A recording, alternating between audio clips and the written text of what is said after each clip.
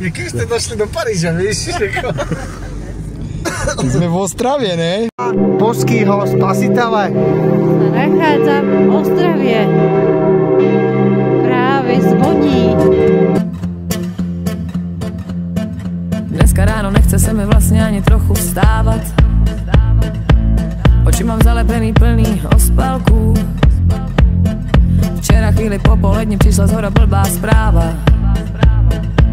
Hučí mi v hlavě z toho, jak skládám tu mozaiku. Počítám, kolik let je přede mnou a kolik za mnou.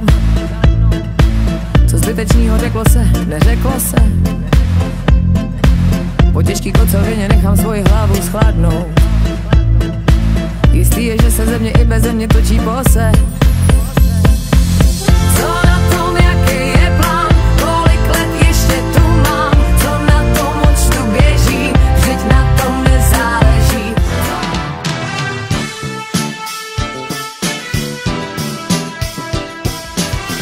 Jaký je plán, kolik let ještě tu mám, co na tom, co se chystá, jsem věčnej optimista,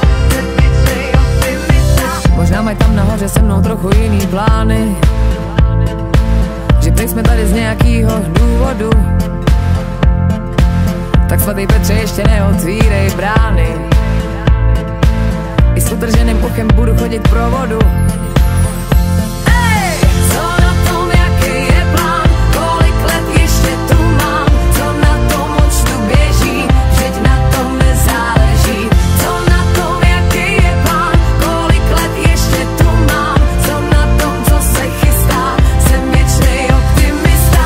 Na na na na na na na na na na na na na na na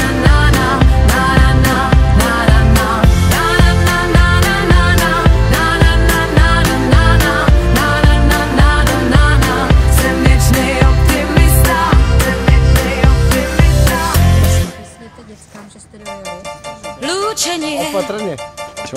pozná Opatrně, každý jasné. z nás. Rovno domů. V lúčení je oheň a i mráz. Lúčenie